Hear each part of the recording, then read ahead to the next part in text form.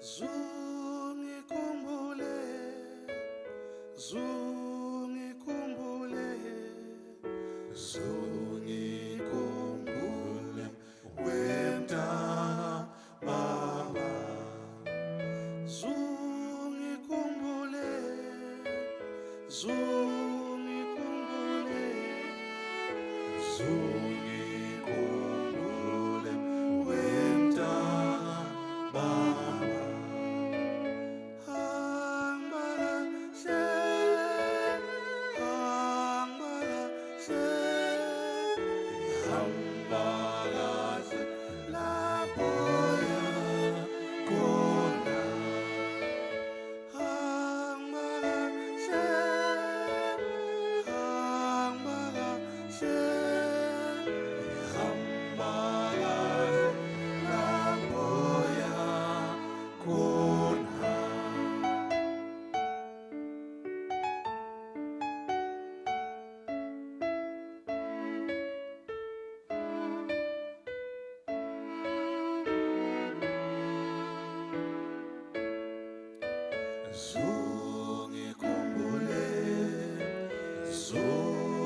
zungikhumbule, zungikhumbule wemntaka baba.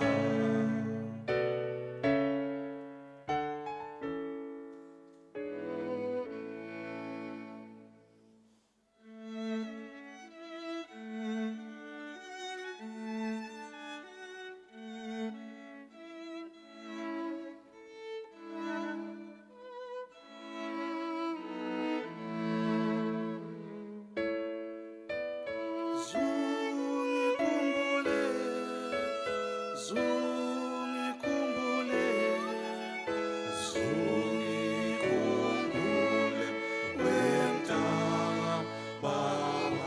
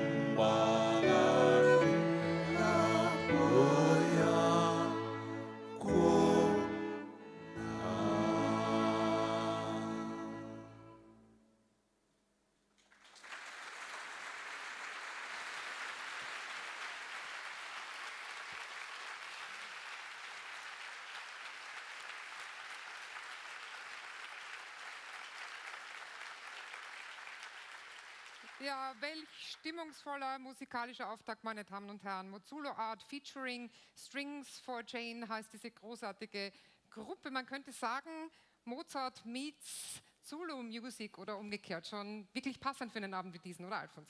Ja, das glaube ich auch, meine Damen und Herren. Musik, die zwei Kontinente verbindet, nämlich Europa und Afrika, Österreich und Afrika. Und diese großartigen Musikerinnen und Musiker und Sänger werden wir Ihnen noch später genauer vorstellen. Wir werden uns über den Abend heute musikalisch begleiten.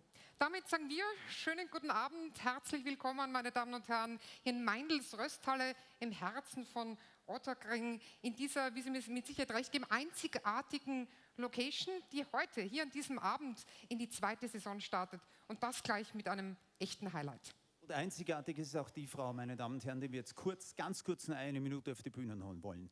Sie ist eine der bekanntesten Forscherinnen, sie ist eine der bekanntesten Menschen und Persönlichkeiten des heutigen Tages. Sie gilt als Engel der Schimpansen, das mögen vielleicht manche komisch finden, aber ohne diese Frau würde es zigtausende Primaten nicht mehr geben. Und die Uhr schlägt, sie schlägt immer stärker, es ist schon 11:55, das sagt sie auch immer wieder sehr stark.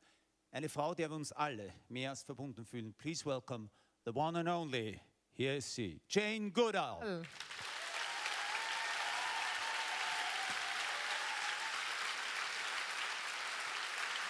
Good evening.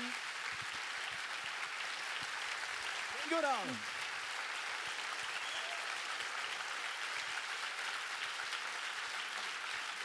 Stay.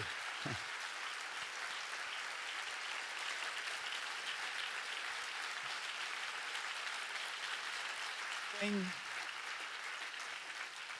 it seems like yesterday, it's a year with having you here in Austria, you didn't change a bit. What is your secret? I don't think about it.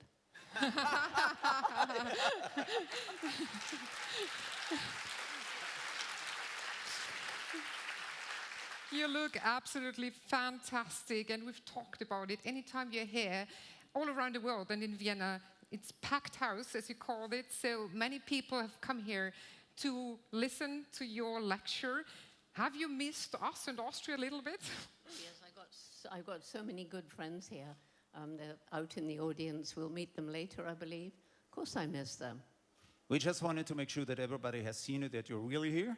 May I bring you down? Because we have a lot of surprises for you. Ladies and gentlemen, Jane Goodall. Wir sehen Sie später noch sehr oft auf der Bühne.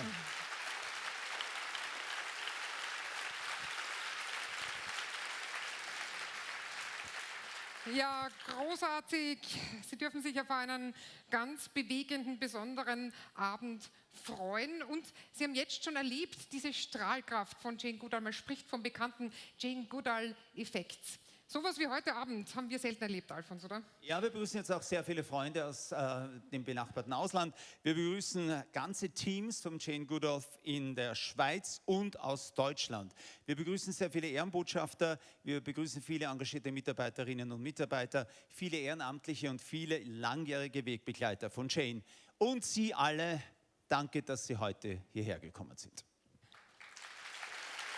Schön, dass Sie alle...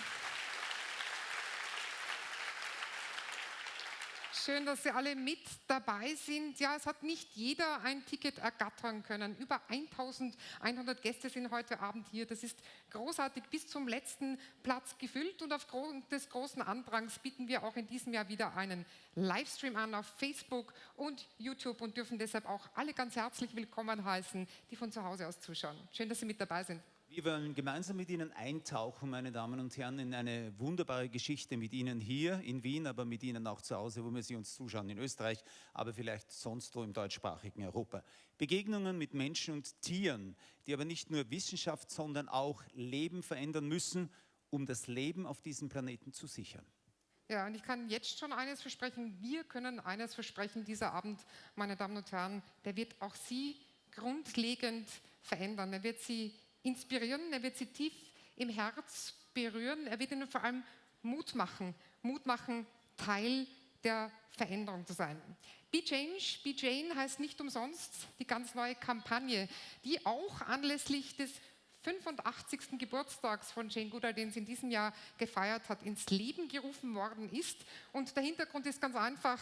Es heißt, man muss nicht Jane Goodall sein, um wie Jane Goodall zu sein. Das heißt, jeder von uns kann seinen Beitrag leisten. Oft ist es, wie Jane sagt, dass es die kleinen Dinge sind, mit denen man Großes bewegen kann. Und wir würden uns wünschen, dass Sie heute Teil dieser Family, Teil der Community werden und auch Ihren Beitrag leisten. Ja, Sie können mitmachen bei dieser Kampagne. 85 € im Jahr Mitgliedschaft und damit können Sie viele tolle Projekte von Jane Goodall unterstützen. Ich möchte Sie auch bitten, dass Sie folgende 18 Kunststücke hier beachten, auf dieser Seite und auf dieser Seite aufgestellt. 18 Kunststücke weltweit, 12 Künstler, die diese Kunststücke auch angefertigt haben, haben sich heute selbst die Reise her bezahlt, auch von ferne weg, um heute bei Jane hier zu sein. Also ein Applaus an alle Künstlerinnen und Künstler, die heute hier mitgemacht haben. Und Sie werden sehen, es sind großartige Exponate hier dabei. Sie zu Hause können ebenfalls mitmachen in Form einer stillen Auktion. Das heißt, wir haben eine große Spendenbox. Sie können Zettel hier reinwerfen. Sie können aber auch über Livestream und über Link und Online-Formular mitmachen. Wir bitten um Verständnis. Es wird einen ziemlich großen Andrang geben. Es wird vielleicht bis zu 7 Tagen brauchen, bis wir dann endlich den Höchstzuschlag zuordnen können und Sie dann informieren werden. 18 außergewöhnliche Kunstwerke. Sie können heute eines oder gleich mehrere davon ersteigern. Bitte ganz, ganz fleißig mitmachen. Ja, bevor wir loslegen, meine Damen und Herren, wollen wir natürlich die Gastgeber begrüßen und allen voran mal ganz, ganz herzlich Danke sagen. Danke sagen wir vor allem an dieser Stelle an Bespoke, an Alex Neufeld und Franz X. Brunner, die von Anfang an Feuer und Flamme für diese Veranstaltung waren und mit ganz viel Herzblut dafür gesorgt haben, dass jeder einzelne von Ihnen heute einen ganz besonderen Abend feiern darf.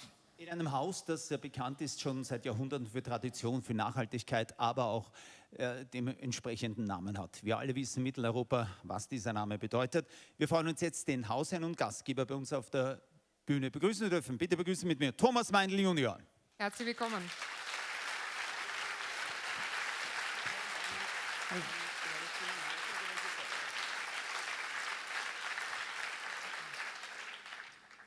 So, good evening. I'm going to do this in English to facilitate matters for some of our guests who struggle with German. Good evening. As tonight is all about the future generation, sustainability and so on, I thought what better person to write the opening remarks than my children. Note that my children are quite young. So, for that the speech will be short. Dear Jane, welcome to Julius Meinl. Hope you have a brilliant time. Hope you have fun talking, Jane. Feel free to ask any question. End of speech.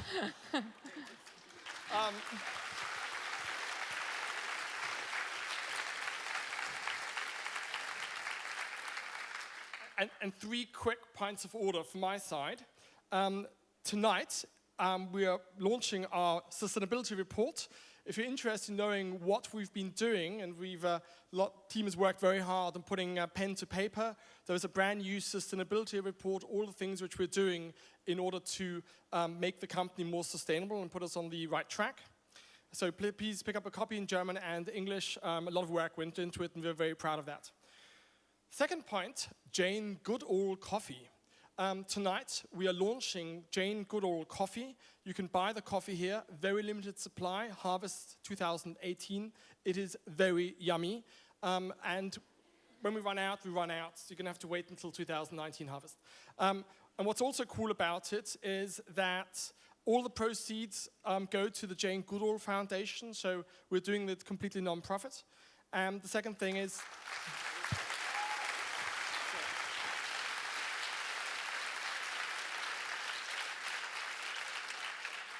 for those engineers among you in the audience, it is really, really, really cool technology, the packaging. It's the first, pretty much world innovation. The packaging is CO2 neutral, carbon neutral, produced instead of aluminum and lots of petroleum products and so on. It's produced with rapeseed oil and sugar. So it's a completely new ball game as far as environmental concern. And that's the packaging you can buy tonight. So,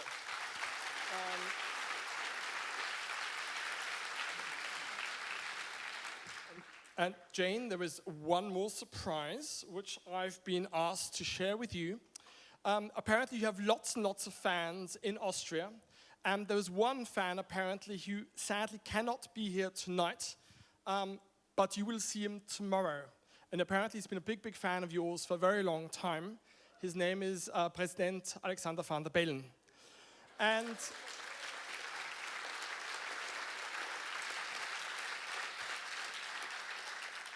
because space tomorrow is very limited and we've got special dispensation to share it with you tonight, tomorrow Jane will receive one of the highest awards in Austria, das Goldene Verdienstkreuz. Congratulations. Thank you, Mr. Meindl.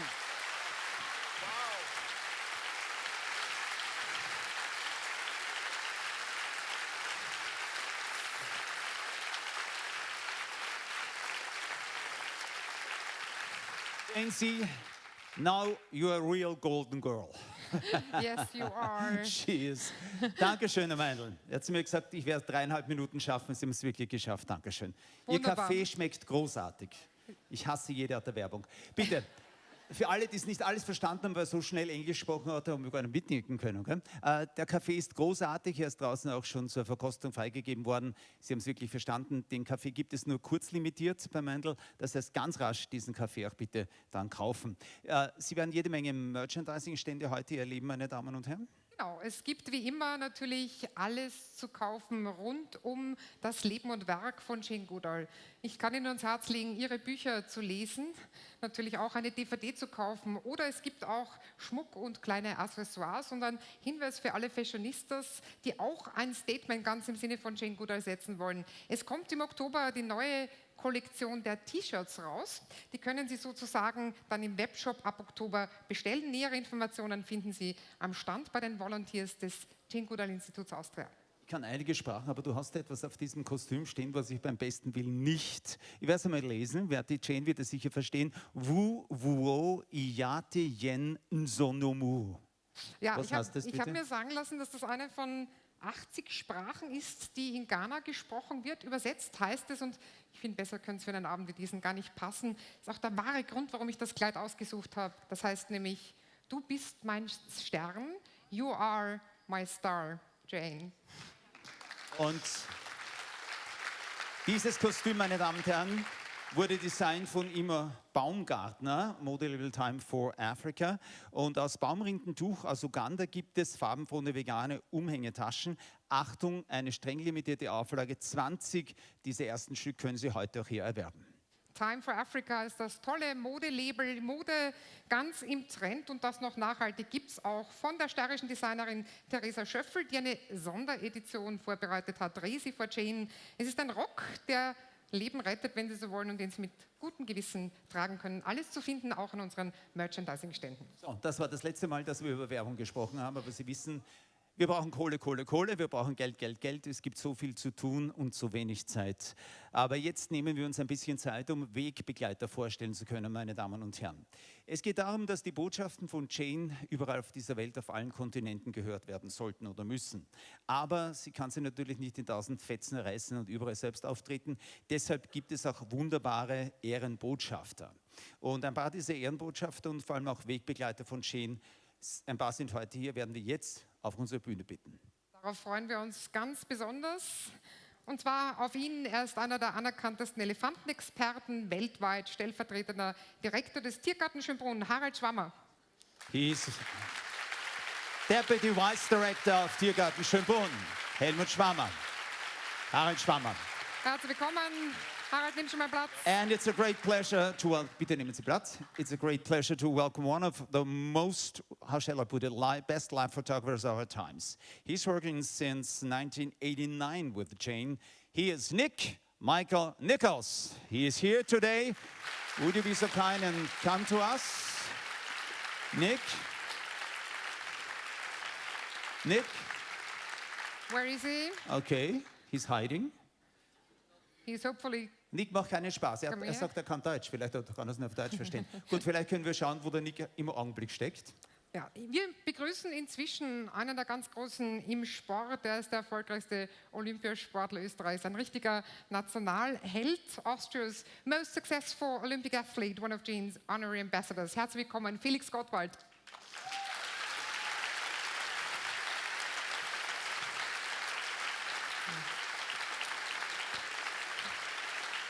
Next guest is a very successful Austrian television actress. She's so-called, well, she's a star. She's one of those girls you are not getting rid of. Whenever you switch up, good television after she's on. She's also mother of 2 children, and she still has enough time to work for Jane Goodall and her thoughts and her love to this planet. Please welcome Lilian Klebov. Mit ihrer Jüngsten, jawohl. Na, mit dem, oh ja, hallo. Lilian, nimm sie mit drauf. Nimm sie mit. Hallo. Servus. Hallo, Schatzi. Hallo, Schatzi. Wie heißt sie Wunderbar. denn? Wir haben genug Plätze frei. Wir Warte, freuen jetzt uns muss man mal, natürlich. wie heißt sie denn, die Kleine? Charlie. Charlie?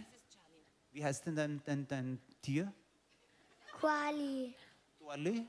Koali. Ein Koali. Aha. Den hast du sehr lieb, gell?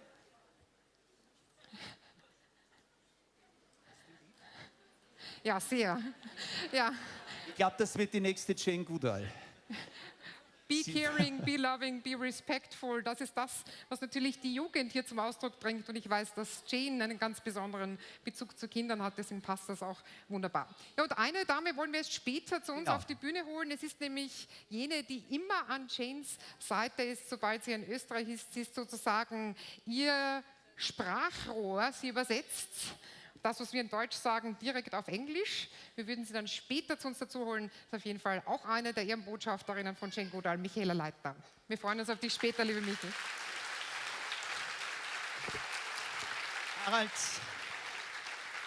Harald, du bist ja mit Jane schon sehr, sehr lange, über 30 Jahre befreundet und mehr als befreundet. Das ist schon ein Lebensabschnittspartner, kann man sagen, im Geiste und im Herzen.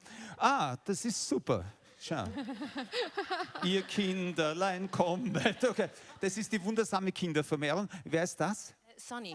Sunny. Du bist ein Bub. Aha, muss man dazu sagen. Das ist ein Man-Bun. Nein, dann, verstehe. Schau. Aber es schmeckt ihm, sehr gut.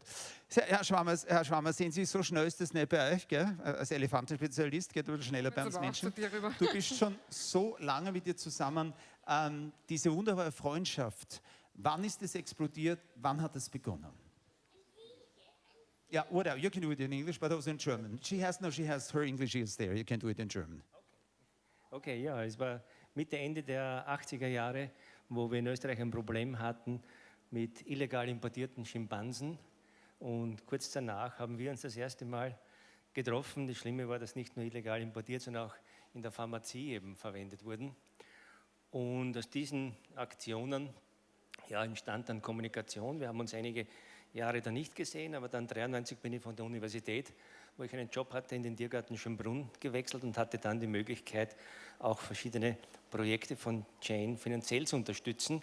Aber den direkten Kontakt sind eigentlich über meine privaten Tiere vermehrt entstanden. Sie kennt alle unsere Hunde, die wir gehabt haben, meine Frau und ich, aber auch wie sie kommunizierte mit den Schafen und meinen Lamas, Privatlamas.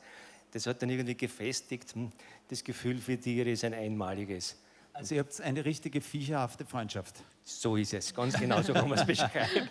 Was ist das Bewundernswerte für Sie an Jane Goodall? Ja, ich konnte viel lernen. Das Wichtigste, also 2 Dinge sind das Wichtigste. Das eine ist, erstens, ich bin immer im Leben herumgerampelt und sie hat die Ruhe und so wie sie heute ja auch hier steht und rastet nicht aus.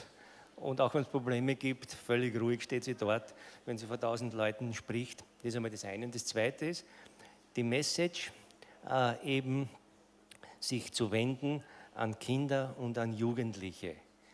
Es nützt überhaupt nichts, wenn wir immer wünschen, wir sollen das zu machen, um die Welt zu retten oder was immer, sondern die Jugend, die Kinder, das ist unser Power der Zukunft und nur über die kann man wirklich nachhaltig, ist ein blödes Wort inzwischen leider geworden, aber nachhaltig arbeiten, was bedeutet ihre Idee und das Projekt Roots and Shoots, das die ganze Welt inzwischen verbunden hat, ist eines der wichtigsten Dinge in Welt, Umwelt, Tierschutz, Naturschutz, was immer man sagt.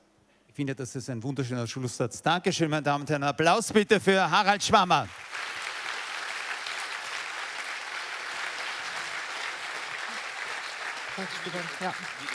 Ja, Harald, deine Frau Gabi war ja auch lange im JGI-Board. Ihr seid beide wahnsinnig aktiv und ich kann mich an keine der Veranstaltungen hier in Österreich erinnern, wo ihr nicht dabei wart.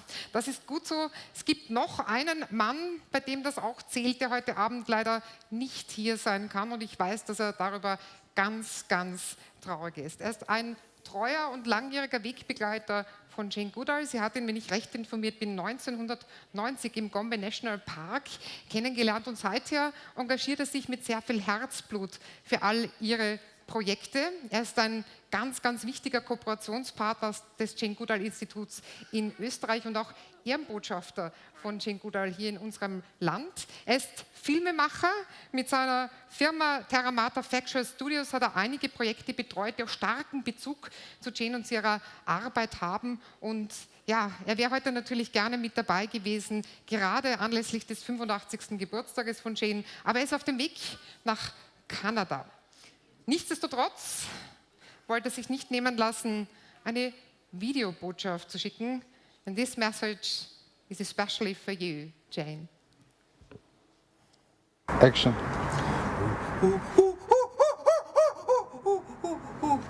Dearest Jane, I'm so sorry that I cannot be here whilst you're visiting Austria, but I want to use the opportunity to thank you. Thank you what you've done for me, allowing me nearly 30 years ago to study chimpanzees in Livestream National Park, which was certainly the best time in my life. But also thank you very much for giving me the motto of my life. Everybody can make a difference. I try to make a difference, but it's nothing compared to what you do. I hope you have a fantastic time here in Austria, surrounded by people who love you and surrounded by people who care for this planet as much as you do. I hope to see you soon again. I love you very much. Bye. Wow. Ja.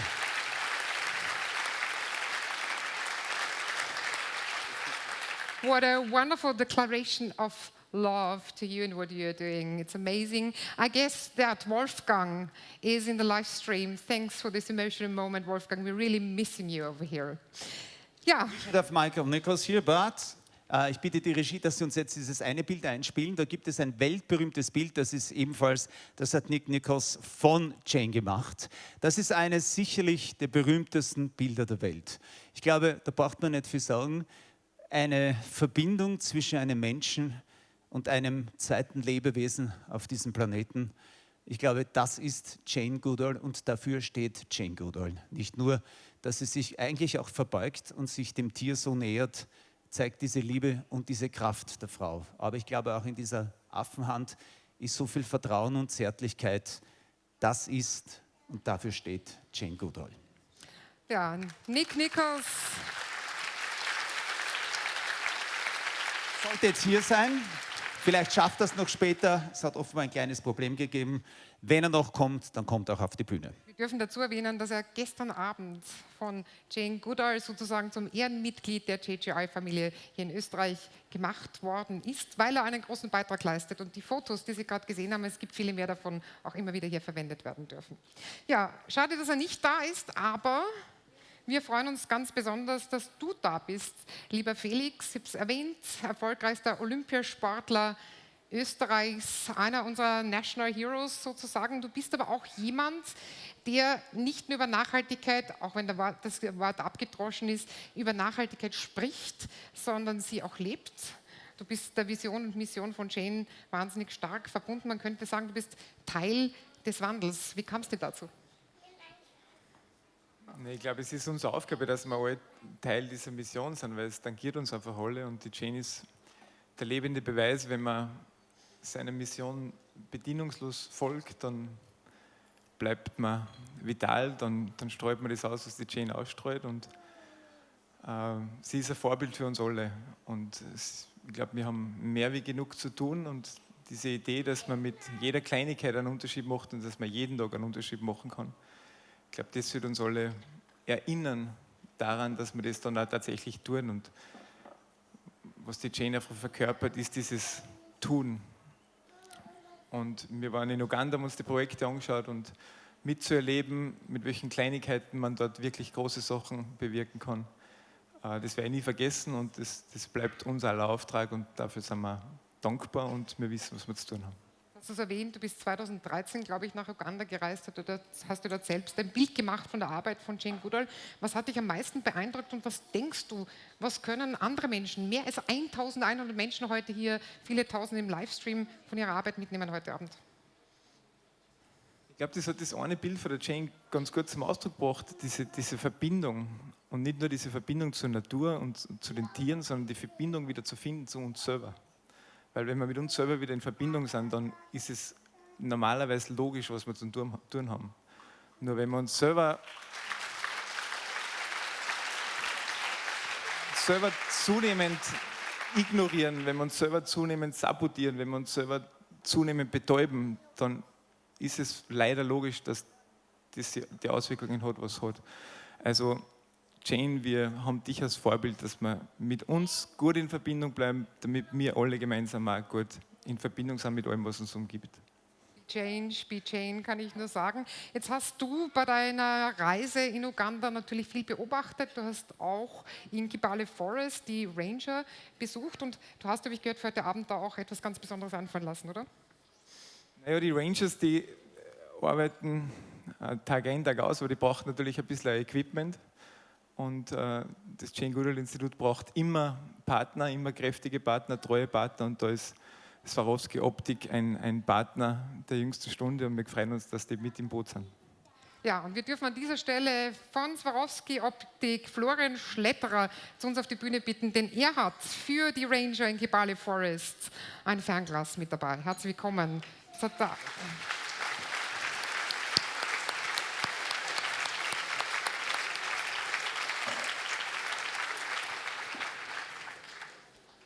Okay, so I think I will do that in English as well, as the host did it in English. So I'm very, very proud and humbled and very, very excited to be here tonight and to bring over a little bit of hardware from Austria to hand over directly to Jane Goodall and her team. For those who might not know Swarovski Optics, we are a company, we are aspiring, of course, to produce the best optical devices in the world for nature observation. But more, we are a bunch of people who are really passionate about nature itself, and we want to share this passion and this love for nature with many other peoples. And I'm so proud that everybody's here tonight. And so there's a lot of people, I think, sharing passion for nature. So what we can do with our products, I think we can bring people closer to nature. We can reconnect them with nature. We can generate a passion for nature. And I think this is very important because only the things you are passionate about and the things you love are really the things you are fighting for, you're aspiring for, and you're really protecting. And I think this connects us with Jane Goodall and her team. There's not many people in the world, I think, who have done such a tremendous job and who have dedicated their whole life in protecting animals, protecting wildlife, being passionate about nature. So I'm really happy to hand over this pair of binocular. It's just one symbolical piece. There's many other products and hardware to follow, and hopefully the cooperation is working out very well, so we're really excited about that. And thank you so much for your efforts, thank you so much for your protection and for your nature conservation.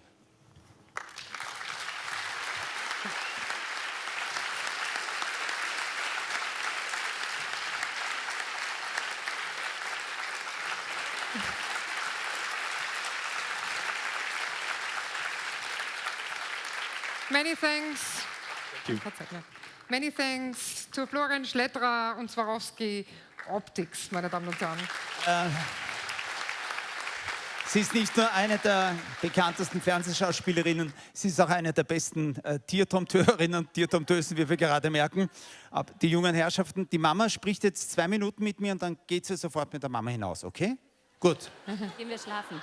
Ja, dann gehen wir schlafen. It must be a little bit like you working with your apes, right? Sometimes it's like that. But you know how they're wonderful now. Habt ihr die Mami sehr lieb? Ja, Ist die Mami streng? nein. Was sagt die Mami? Ja. Seit 2011 bist du mit dabei. Du bist sogar hinuntergeflogen, du hast Pygmäen kennengelernt. Du setzt deine Popularität wahnsinnig ein für Jane Goodall und ihr Institut. Schatzi, das ist das Mikrofon, da muss die Mama jetzt hineinsprechen. Jetzt muss sie ganz kurz mit mir sprechen und dann darfst du sprechen mit mir, okay? Gut? Was hätte ich jetzt gemacht, wenn er Nein sagt?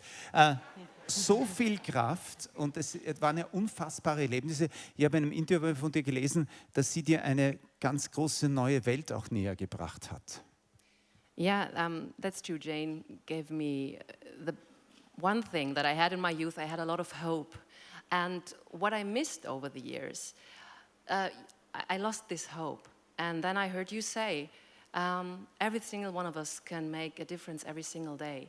And that we borrowed this word from our children and we're still stealing from them.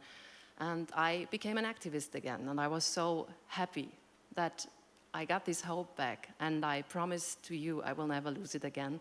And I'm so thankful, I guess we all are, that you give us hope And for my children and for all the children of the world, I couldn't be more grateful to be an ambassador for JGI.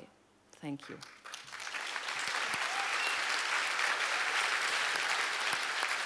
Ja, jetzt sagst du was. Okay. Okay.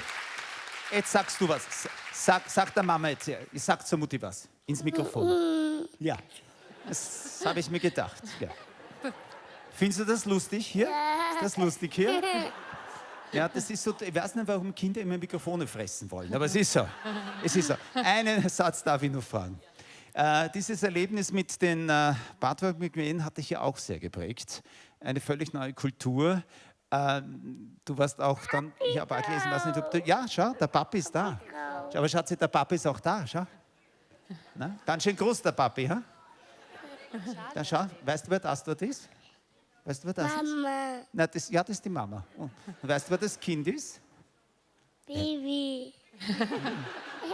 Ja, was soll die Jane hat immer zu mir gesagt, Alfons, stellen Sie bei Moderationen keine blöden Fragen, da gibt es nur blöde Antworten. Kinder haben immer recht.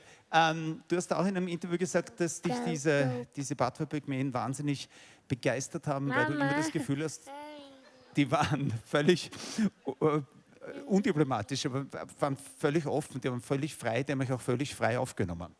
Ja, es war eine beeindruckende Erfahrung, dass die Sprache, die uns alle verbindet, das Lachen war. Ja, ich bin dort hingekommen und du siehst Kinderfüße und du siehst Krankheiten, die du denkst, dass es die schon lange nicht mehr gibt und wie einfach die zu heilen wären mit ein paar... Ja, ich kann da gar nicht anfangen. Das war sehr berührend und es war eine sehr heftige Zeit und gut, dass meine Kinder mich da jetzt gerade rausholen. Was mich sehr beeindruckt hat, war, ich bin in so eine Badwahhütte eingeladen worden und die war natürlich sehr klein und ich habe mir natürlich den Kopf gestoßen und eines der Kinder hat angefangen zu lachen, ich musste lachen und ich saß dann eine ganze Zeit in dieser Hütte und sie haben mir alles stolz gezeigt und ich war so, ja, auch so berührt und so geehrt, entschuldige, wie noch nie zuvor, in ein Haus eingeladen worden zu sein. Wir sollten viel mehr Respekt zollen und versuchen, überall zu helfen. Das ist das, was wir wirklich tun sollten. Hier sehen Sie die Zukunft von morgen. Ja. Ich glaube,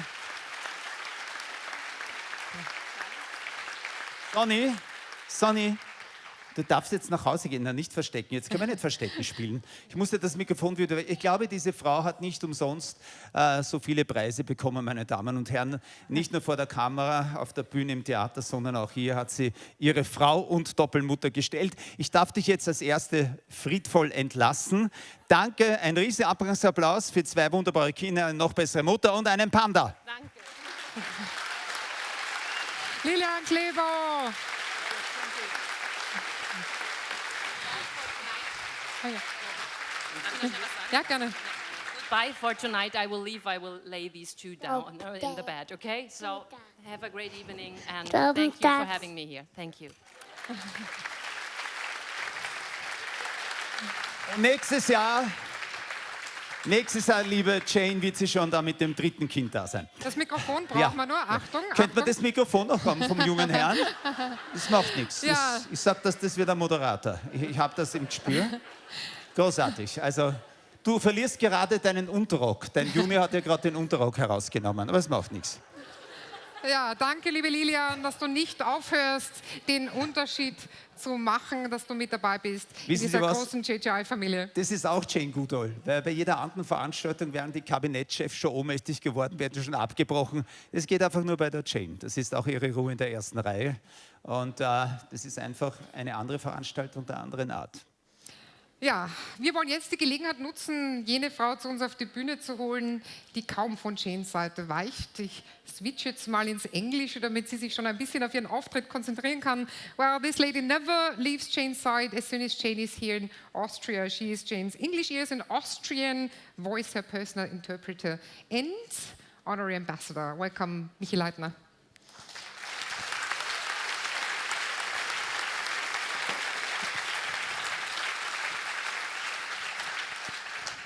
Mich, it's always the same. Jane enters the stage and the people are stunned. And this is the, as we name it, Jane Goodall effect. If somebody knows what I mean, it's you, isn't it? Because when you met her the very first time, you told me you were so stunned that you weren't even able to do what you should have done to interpret her words. How do you remember this first encounter? Well, it was an assignment, and I was actually assigned as an interpreter up there in a gallery, and Jane was invited by somebody to give her lecture. And I should actually have interpreted, but I was so stunned that my mouth was just open, but I didn't say anything. So after 2, 3, 4 seconds, my brains came in and said, well, hello, talk. And then I talked, but I always say this was the worst job I've ever done because I only wanted to listen. And we always chew in the booth, and I was so happy that after 30 minutes, my turn was over because then I could listen to you, and it was just incredible. So that was my first encounter with you. So that's the effect we are particularly hit by as soon as we meet Jane and any time we meet her. And of course, you then learned and found out more about her life, about her work. You read her books, and you decided that you want to do more. Would you ever have thought that you might be that close to her? No, of course not. Because, you know, for preparing for this lecture and for interpreting, I just read all her books and did everything. And then I thought, oh, it would be good to meet her once. And then at one point, I think it was 3 years after that, my dad came up with an advertisement that Jane Goodall is in Austria. And he said, oh, didn't you tell me about this wonderful woman? And I said, yes, why? He said, well, she's in Vienna. I said, okay, I'm going to write to them. Perhaps they need an interpreter. And the Jane Goodall Institute said, well, nice, but everybody, we want them to listen to Jane in English. But if you have nothing else to do, why don't you come over and interpret for Jane? And I said, well, yes, why not? So since then, thank you very much, Jane, that I'm allowed to be on your side and sometimes be your voice in your ears. So thank you very much. Thank you very much. Dankeschön, Michaela Leitner. Ladies and gentlemen, not only the President of Austria, Sascha van der Bellen, is a great fan and supporter of Jane, also Justin Timberlake, Prince Harry, Angelina Jolie, Brad Pitt, Pierce Brosnan, Cameron Diaz, and so on. Also an Austrian, she met him last time, 2018 here in Vienna, at the Austria World Summit, and last year also in San Francisco. Well, he's known as an actor in Hollywood, and people say probably his muscles made him big. But there's another thing. He has the most beautiful and charming German-Austrian dialect in English you can imagine. But he's a wonderful, wonderful tree. Wir nennen ihn die österreichische Eiche. Und they are deeply related. He tried to come. He had no choice. But there's a very special message to you from the former governor of California, Mr. Arnold Schwarzenegger. Jane, I want to wish you a happy 85th birthday. I think the world of you. As a matter of fact, I think that you're one of the greatest human beings in this world. The reason why I'm saying this is because if everyone would be like you in this world, there would be no pollution. You would not have this problem with climate change and all those things and 7 million people dying of pollution. There will be a much more protected animals.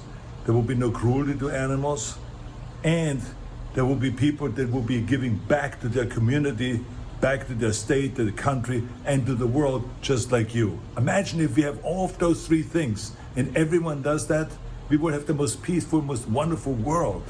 This is why I idolize you, I admire you, and I wish and pray that everyone is like you. So happy 85th birthday, Jane.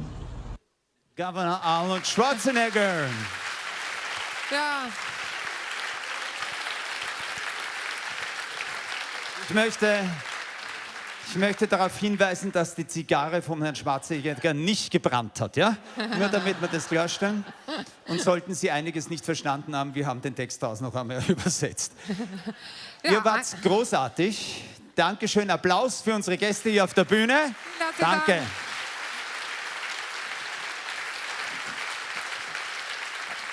Ja, War schon schön, auch mal einen Teil der TGI-Familie in Österreich sichtbar zu machen. Es sind natürlich viele, viele mehr Ehrenbotschafterinnen und Ehrenbotschafter da. Jeder trägt natürlich dazu bei, gemeinsam etwas Gutes zu tun und diesen Planeten zu einem besseren zu machen. Ganz im Sinne von Be Change, Be Change. Jetzt geht es wieder weiter, meine Damen und Herren. Ich darf Ihnen jetzt die Herrschaften vorstellen, die bis jetzt so ruhig da gesessen sind, aber großartige Künstlerinnen und Künstler sind. Wir haben am Klavier Roland Guggenbichler aus Österreich. Hallo Roland.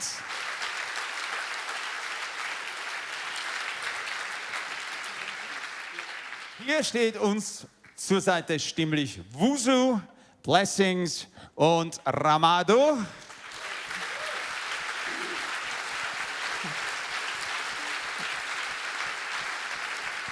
Ja, ein Inviertler, 3 Afrikaner, könnte man sagen. Und diese Kombination ist wohl einzigartig, denn Strings for Jane ist heute Abend mit dabei. 4 Profimusiker, Julia, Joanna, Martin und Christina. Sie bringen ihr musikalisches Talent teilweise bei den Wiener Symphonikern, teilweise beim Radio-Sinfonieorchester mit ein. Schön, dass ihr mit dabei seid. Und genießen Sie jetzt noch einmal ein paar Minuten dieses Zusammenspiel aus Afrika und Österreich, aus Mozart und unseren Freunden. Es funktioniert. Wenn die Politiker das auch endlich verstehen würden, dass das sehr wohl miteinander geht, dann gibt es vielleicht viel weniger Leid. Gute Unterhaltung. Freuen Sie sich auf Mozulo Art featuring Strings for Jane und keine Sorge, dann kommt sie, dann freuen wir uns auf den Vortrag von Jane Goodall.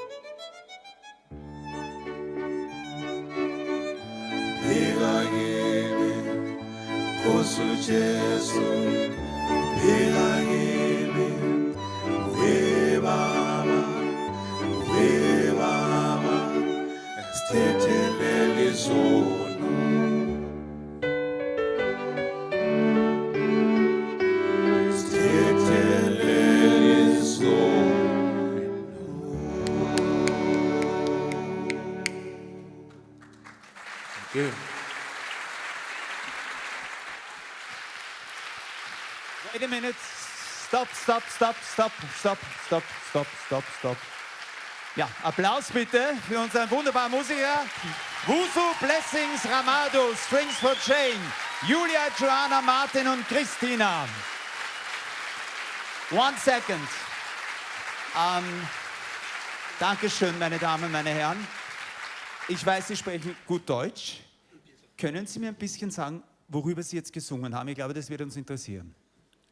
Peragimi ist basiert auf Mozarts Rondo in D-Dur. Kochverzeichnis, weiß ich nicht. Und Peragimi, schau auf mich, lieber Gott, und verzeih mir meine Sünden. Großartig. Ja, hat schon ein bisschen was. Ja, danke. Dankeschön. Danke. Der liebe Gott hätte viel bei mir zu tun. Sie sind aber gekommen, meine Damen und Herren, um eine Frau zu sehen, aber für wenige vielleicht um sie zu sehen, sondern um sie zu hören. Zuzuhören ist immer ein Erlebnis. Ich darf heute schon zum 5. Mal zuhören. Und jedes Mal nimmt man irrsinnig viel mit nach Hause. Arnold Schwarzenegger hat es schon gesagt, schade, dass es nicht mehr von ihr gibt. Wir versprechen jetzt schon Gänsehaut-Feeling pur. Sie sehen gleich einen Film. Und dann kommt sie, meine Damen und Herren, die UN-Friedensbotschafterin. Und ich würde mal sagen, der Rockstar des Umweltschutzes, Jane Goodall. Vorerst der Film. It's been an amazing journey, this life of mine. This planet has filled me with the wonder of all living things, great and small. We cannot ignore this earth that surrounds us, that feeds us, shelters us, replenishes our bodies and our souls, and stretches our imaginations, where animals, plants, air, water, all care for us. We're all interconnected. People, animals, our environment. When nature suffers, we suffer. And when nature flourishes, we all flourish.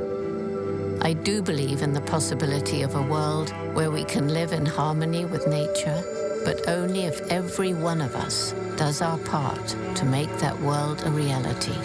So that when you look back over your journey, your life, you can truly say, I did make a difference.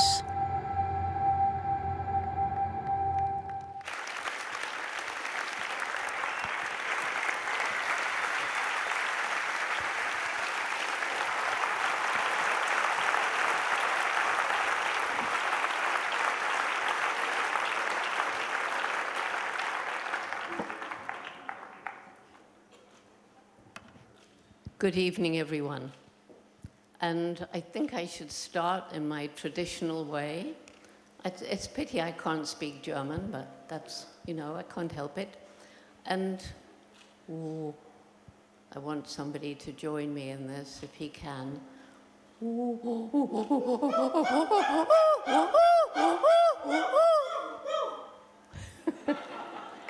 And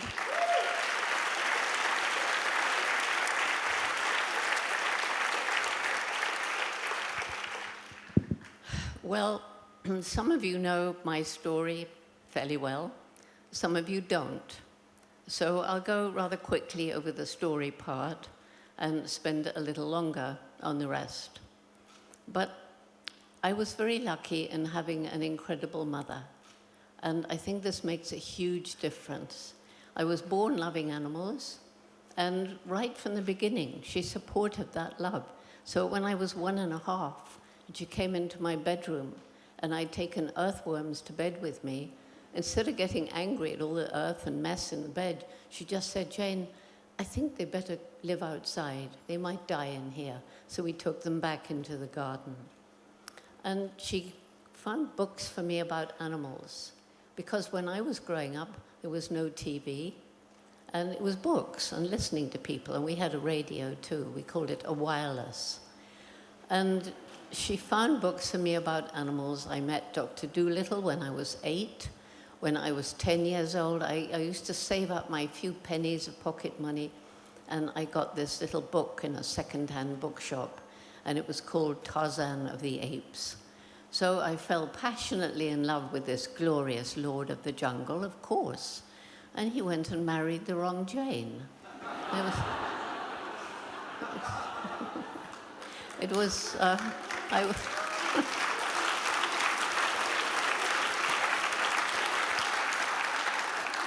So I was very jealous, but of course I knew there wasn't a Tarzan. But that's when my dream began. I will grow up, go to Africa, live with wild animals and write books about them. Well, everybody laughed at me. How would I do that? We didn't have money. Africa was far away. World War II was raging. And I was just a girl. Girls didn't do that sort of thing. But whereas everybody else told me to dream about something I could achieve, my mother said, if you really want to do something like this, you're going to have to work awfully hard. Take advantage of every opportunity, but don't give up. And that's a message I've shared with young people all around the world, particularly those in disadvantaged communities. And I wish Mum was alive now to know how many people have come up to me and said, Jane, I want to thank you because you taught me that because you did it, I can do it too. So that's the start I had in life, an amazing mother who supported those dreams. We didn't have money for university. I got a letter from a school friend when I had a job in London, and she invited me to Kenya for a holiday. I couldn't save up money in London, so I got a job near home as a waitress, which is jolly hard work, actually.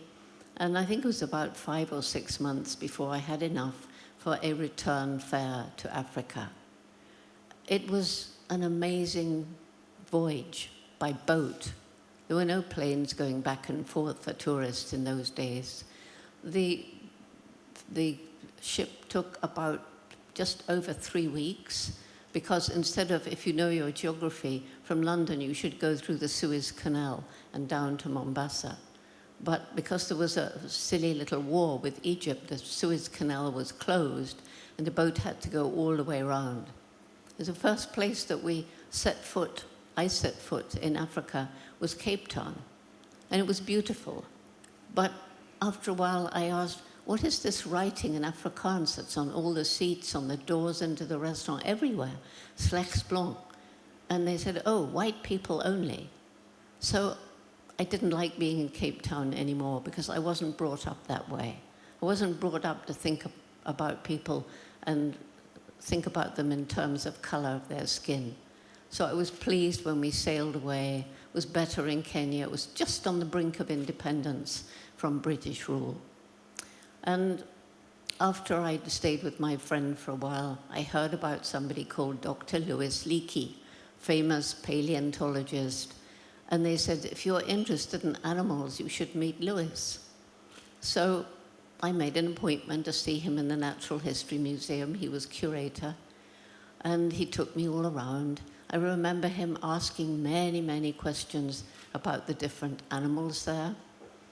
And I think he was impressed at how much I knew about animals because I'd read everything I could about African animals. There wasn't that much back then. And anyway, the job I had in London was very boring. I did a secretarial course. I had to get some money.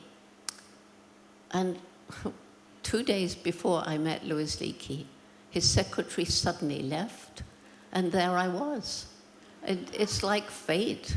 So there I was now in a world of people who could answer all my questions about the various animals and birds and plants and insects.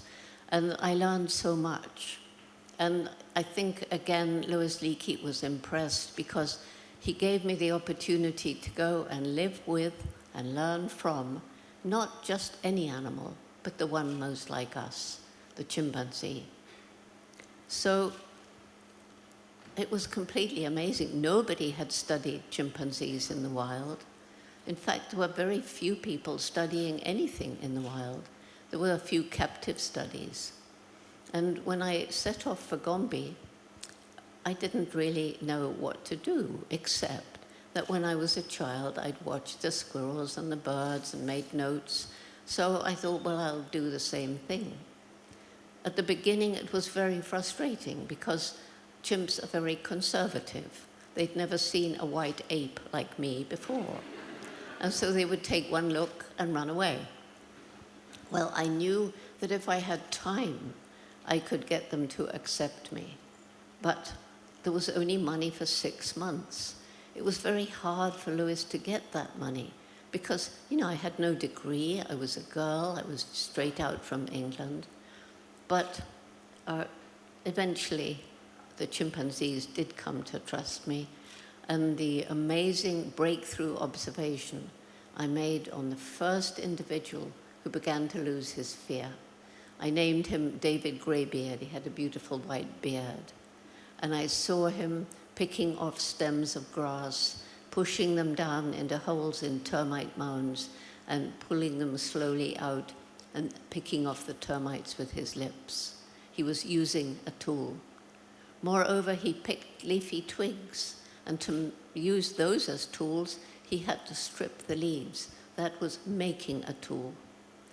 So I say that was a breakthrough observation because that was what enabled Leakey to go to the National Geographic Society in the US, and they agreed not only to continue funding the research, but also they sent a photographer and filmmaker, Hugo van Lauwijk, who became my first husband.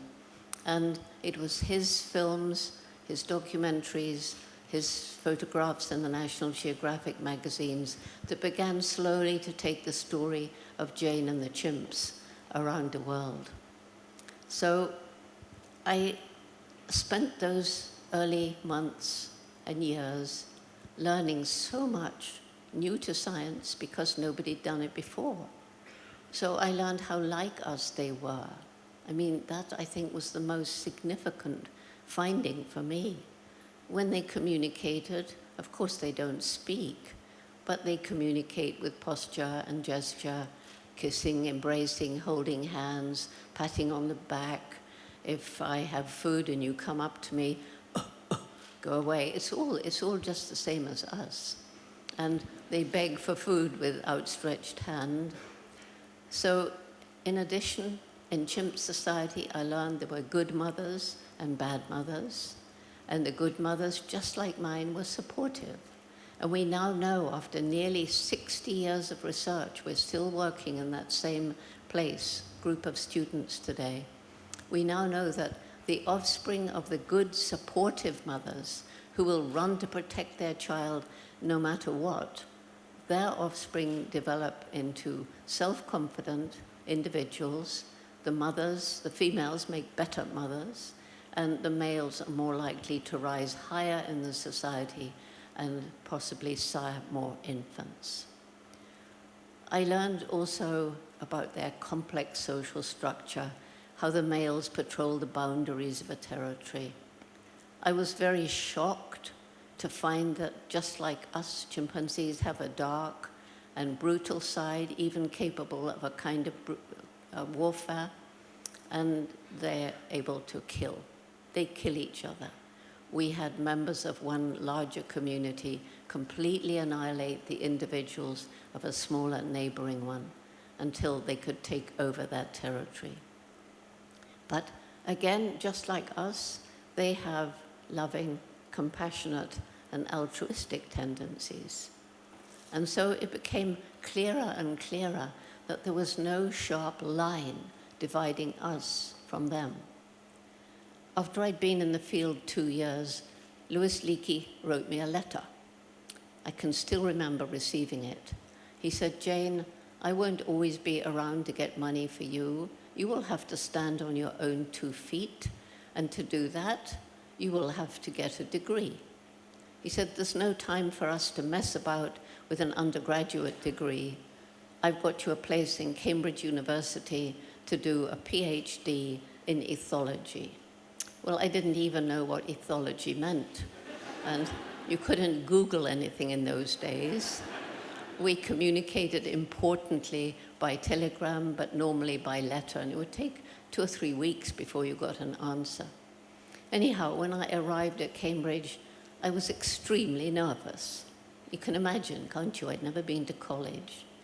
And imagine how I felt when the first thing these professors told me was that I'd done everything wrong.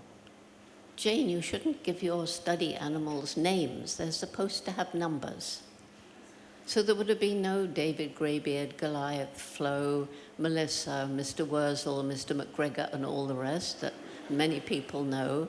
It would have been 1 and 6 and 12 and 15, and so what? They told me, you cannot talk about chimpanzees, about animals having personalities, even though each chimpanzee was just as different from another as we are. You cannot talk about them having minds capable of problem solving, even though it was very clear that they could do just that. And you certainly can't talk about them having emotions like happiness, sadness, fear, despair, even though these emotions were absolutely obvious. But fortunately, when I was a child, I had a wonderful teacher who taught me that in this respect, those professors were completely, absolutely, totally wrong. And that teacher was my dog. You can't share your life in a meaningful way with a dog, a cat, a bird, a horse, a rabbit, a pig, and not know that the professors were wrong. Fortunately, because chimps are biologically so like us, because the DNA of us and chimps differs by only just over 1%, and because there are similarities in blood and immune system and anatomy of the brain, and because of Hugo's photographs and films, science was forced to come out of this narrow, reductionist way of thinking. And I got my PhD. Well, thanks to the chimps, today I think is one of the most important times for any young person wanting to study animal behavior, because doors are open for studies that I couldn't have done, because they were studies of things that science said didn't exist. You can study animal personality, you can study animal emotions, and you can certainly study animal intellect. And it's not only that chimpanzees, they can learn up to 400 of the signs of American Sign Language of the deaf. Some of them can perform extraordinary feats on computers. And animals like whales and dolphins and elephants, we're getting to know more and more about how intelligent they are. And we find also that birds, in English anyway, we talk about somebody having a bird brain if they're a bit stupid. But it turns out that many birds, especially crows and ravens and parrots, they are absolutely brilliant at using and making tools. And they can solve problems, some faster than a 5-year-old child. And we know today that the octopus, you know, that little creature with 8 legs that people like to eat, well, octopuses are amazingly intelligent. And one thing that they do out in the ocean, they'll carry 2 halves of some big shell. They put 1 half down on the seabed. They wriggle themselves into it because they can make themselves very small. Then they reach out with their tentacles and put the other half over their head. They've made a house. And from that, they can peep out and catch passing fish. We know that bees, little bees, how big is their brain? Like a pinhead. And yet they can be taught to roll a little bead, and if they drop it in a hole, they get a reward. That's amazing enough. But other bees who have not been taught can do the same thing straight away just by watching the trained bumblebees. So really and truly, we have so much to learn about animal intellect. And the reason that I have Ratty, this is Ratty, and he is an example of the giant forest rat of Tanzania, other parts of Africa too. And they have a wonderful sense of smell, like ordinary rats. And they've been trained to detect landmines. They've been credited with helping to make Mozambique a country free of landmines. They can detect the earliest signs of TB before the hospital machines. And now they're being taught some to sniff out ivory or rhino horn or pangolin scales And the advantage they have over dogs with good noses is that they can climb up the crates in the ports, in the harbors, and make a little scratching sound. And then that's resulted in many hordes of illegal animal trafficking being discovered. So Piglet is here because pigs are as intelligent as some dogs, more intelligent than some dogs. And after this, I think you'll remember, please don't forget, Google something called, you all know Picasso, the artist. This is Pigcasso. And you will be amazed at what you see, and I'm not going to tell you what you see, what you will see. So, okay, I got my PhD. I went back to Gombe National Park, and I set up a research station. That's what's still going today. And I learned more and more about the chimpanzees and how amazing they are. But I was also able to spend hours out in the rainforest by myself, or sometimes with the chimps. And that's where I began to understand this interrelationship of all living things, so that every species, no matter how small it may seem, has some role to play in this amazing web of life. And it's that web of life that today we are destroying. But out in the rainforest, I always had this strong feeling of a great spiritual power that was all around, from which all these living beings, trees and plants, animals and me, we gained strength, perhaps gained life, I don't know. But that was just my own personal feeling. They were the best days of my life. So why did I leave? Because in 1986, there was a conference, and it was really to find out. By that time, there were 7 different field study sites for chimps across Africa. And we wanted to find out more about chimpanzee behavior. Was it true, as I thought, that chimps have primitive culture?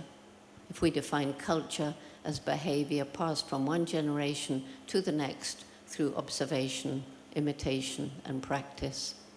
And indeed, we learned a lot scientifically about chimp behavior. But we had a session on conservation which was absolutely shocking.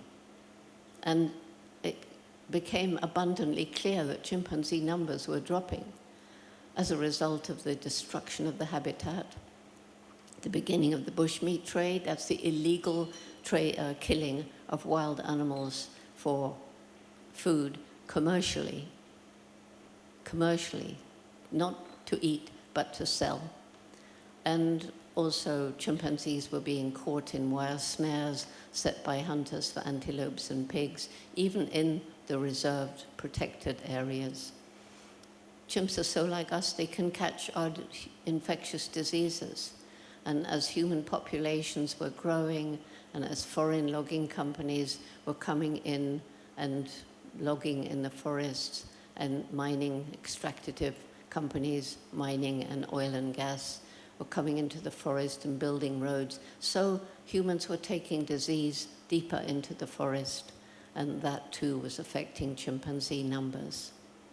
So I went to that conference as a scientist, and I left as an activist. I didn't make any conscious decision. I just knew now is the time I have to do something to help. I didn't know what to do. Got together some money and managed to visit 6 of the chimpanzee range countries. And I learned a lot firsthand about the problems that the chimpanzees were facing, because I don't think you can really talk meaningfully about anything unless you have at least some first-hand experience. So at the same time as I was coming to understand what we might be able to try and do to help the chimpanzees, I was also learning about the problems of so many African people living in and around chimpanzee habitat, that terrible poverty, the lack of good health and education, and the degradation of the land. It came to a head when I flew over the tiny Gombe National Park. In 1960, when I began my research, Gombe National Park was part of a forest belt that stretched right across to the West African coast. When I flew over in 1990, it was a small island of forest surrounded by completely bare hills, more people living there than the land could support, too poor to buy food from elsewhere, even though their farmland was overused and infertile. Cutting down the trees, even on the steep slopes, and Gombe is a series of valleys with thick forest and slightly more open ridges in between.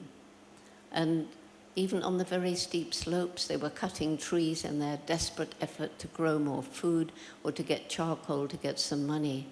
And that meant terrible erosion in the rains, and the little streams were getting choked up. So that's when it hit me.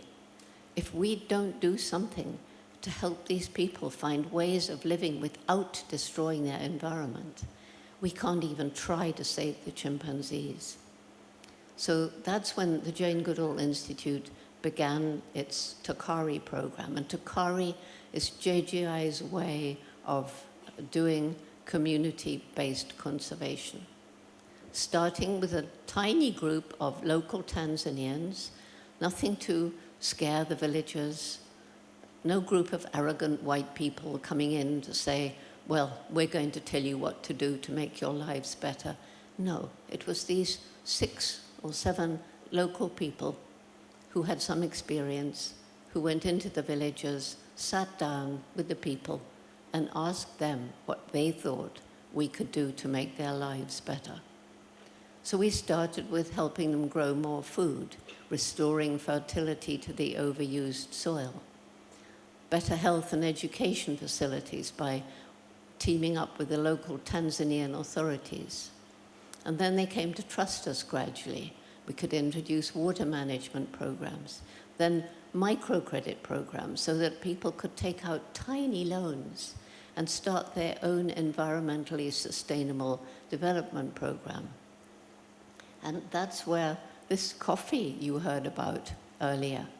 There were people who took out microcredit loans to establish shade-grown coffee. And this coffee comes from one of those places. So we are linked tonight with our sponsors with the program that's saving the chimpanzees and forests of Gombe. We provide as many scholarships as possible for girls to stay in school during and after puberty, because it's been shown that all around the world, as women's education improves, family size tends to drop. And that's desperately important in this part of Africa, where the population is growing so fast. And we also provide family planning information. And as health improves and babies tend not to die in the first few weeks, as used to be the case, the people are really eager for this information about family planning. So we then came to understand that most of the remaining Tanzanian wild chimpanzees are not in protected areas. They're in village forest reserves. And so we began to train volunteers from the villages to use smartphones, go into their forests and record illegally cut trees or an animal trap or sighting of a chimpanzee or a leopard or chimpanzee nest. And they're very proud of this work. And they upload it when they can onto a platform in the clouds, Global Forest Watch. So these people are now, as I say, very proud of their work. And what's happened is that we've put the tools for protecting the environment into the hands of the local people. And that's so important. It's their land. We'll probably be gone one day, and they'll be left. So because we've helped them to find other ways of living, they are now our partners in conservation. And this has worked so well that the same program is now operating in 6 other African countries. And JGI Austria is working in several of these Takari programs. Well, I began traveling around the world talking about all these problems, and then, of course, I was learning about the other things that we're doing in the other part of the world, the polluting, the reckless burning of fossil fuels, the polluting of air, water, and land, the industrial farming where chemical poisons are used to kill insect pests, to kill agricultural weeds, and they're poisoning the land, and that's getting washed into the rivers, into the ocean. And what about the poor old ocean, polluted with plastic, huge plastic islands, polluted by all the filth that runs from the rivers out into the ocean, and the great big cruise liners that dump all their filth into the ocean. And we know about the beached whales, and some of them have definitely died because of the sonar communication by ships. If you imagine living in a world where you're relying on sonar communication, and suddenly there are all these other sounds, it must drive them mad. So we're messing up the planet. And I kept asking myself, you know, I've said a lot about how animals are very intelligent, more so than we thought, but you can't compare even the brightest chimpanzee with a brain that's designed a rocket that went up to Mars, from which crawled a little robot to take photographs. And from those photographs we've seen, I don't think we want to go and live on Mars. So how is it possible that the most intellectual creature to ever walk planet Earth is destroying its only home? And it seems to me there's been some disconnect between this clever brain and the human heart, love and compassion. And when we make decisions, we're not thinking about how will these affect future generations? How it affects our own children now, yes. How does it affect me now? Does it promote my career? How does it affect the next shareholder meeting? Those are the kind of decisions that we're making as we move into an increasingly materialistic life, a life that's increasingly divorced from the natural world, of which we actually are a part. And the natural world is something which is really essential for proper psychological development of children. So I truly believe that only when head and heart start working in harmony can we make this a much better world. But we can do it. However, it wasn't surprising as I was traveling around the world that I was meeting young people who seemed to have lost hope. They were depressed, or they were angry. Most of them were just apathetic. They didn't seem to care what they did. And when I talked to them, they said, well, you've harmed our future, and there's nothing we can do about it. We have harmed their future. There's a Native American saying, we haven't inherited this planet from our parents, we've borrowed it from our children. We have not been borrowing our children's future. For years and years and years, we've been stealing our children's future, and we're still stealing it today. But when they said there was nothing they could do about it, that's where I said, no, you're wrong. There is something. There's a window of time. I still believe, I don't believe we're 5 past midnight. I think we're still 5 to midnight, or maybe 4 minutes to midnight. But there's that little window of time when if we get together and start working together, we can make change. We can slow down this tremendous climate crisis, which is everywhere. It's not something that might happen in the future. It's not something which we can imagine happening in a few years. I've traveled around the world and seen it happening. I've seen the ice melting in Greenland. I've seen people who've had to leave their island homes because at high tide they're no longer habitable. I've seen places where there hasn't been rain in Australia for 7 years, and they've had to kill their livestock. And I've seen the results of terrible storms and terrible drought, terrible floods. So I started a program back in 1991, and I called it Roots and Shoots, and it began with 12 high school students in Tanzania who came to me concerned about various problems in the lives around them. They were worried about the government not prosecuting poachers in the national parks or prosecuting illegal dynamite fishing. Some were concerned about the street children with no homes. Some were worried about the treatment of stray dogs or animals in the market with no water in the sun. And so I told them to get together a group of their friends. And we had a group of about 30 children, I imagine, high school students. And that's when this program was born. And we decided right from the start, and this was all done together with the youth. I didn't just say, this is what we're going to do. We worked out together that the main message was, and you've heard it already tonight, every single individual makes a difference every single day. And we decided, because of this interconnection of all living things, that the group, each group, and they came, by the way, from 8 different schools, and they were all going to start a group, and each group would choose between them a project to help people, a project to help animals, and a project to help the environment. We wouldn't dictate to them what to do. So today, Roots and Shoots is in some 60 countries. It's been in others, but sometimes the program starts and fades away if a teacher or a leader moves into another country or dies or something, but we've still planted those seeds. And we reckon there's close to 100,000 groups, and now it's all ages, kindergarten, university, everything in between. And we're beginning to have more adult groups. Well, 8 years ago, Lawrence Knauer, who's in this room, along with, I can never remember your other name. Anyway, Richie, I know you're there, you've been up on the stage tonight. No, you haven't. No, you came and told us about Nick being sick. That's right.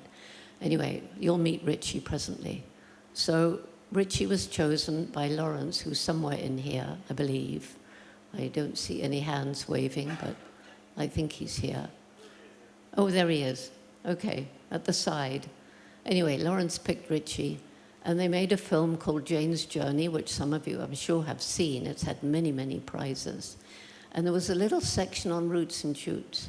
And it just gives you a small taste of what these young people are doing.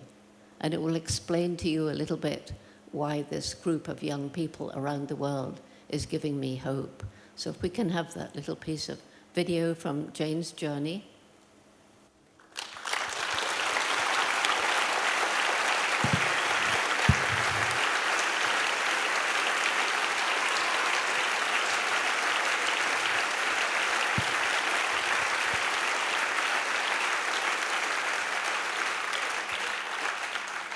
So I said that these young people were giving me hope.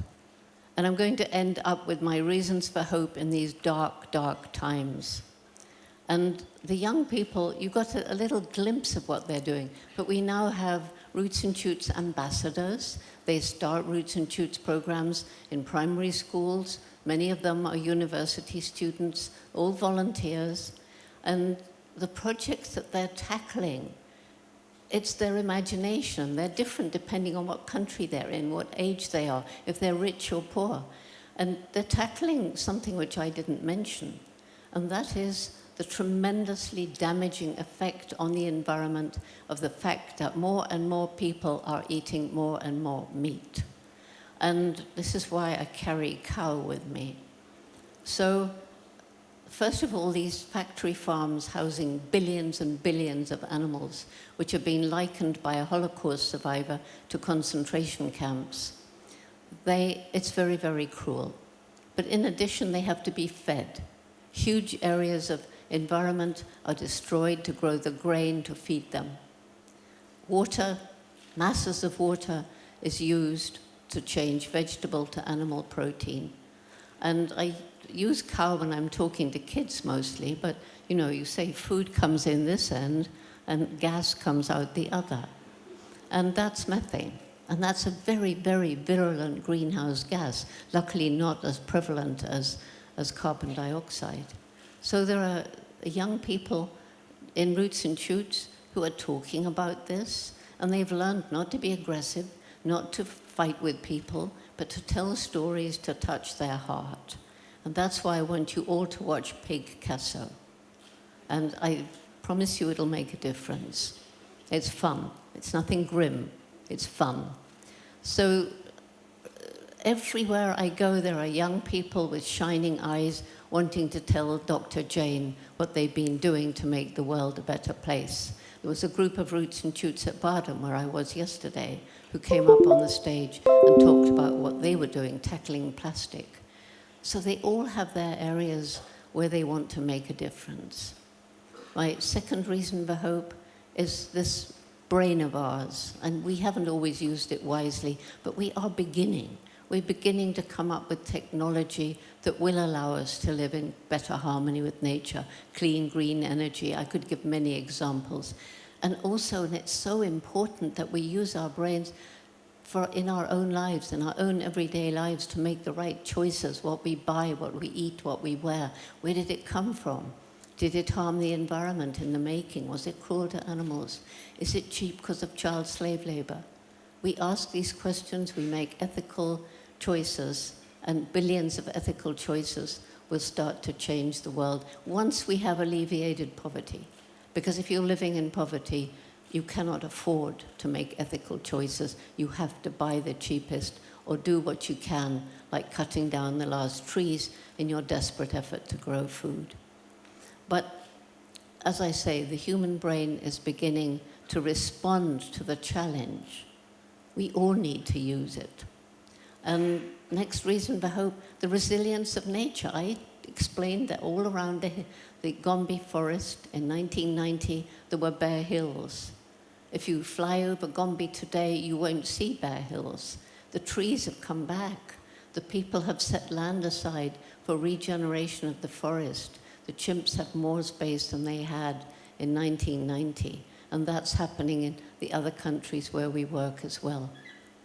And then my final reason for hope is the indomitable human spirit, the people who tackle what seems impossible and won't give up.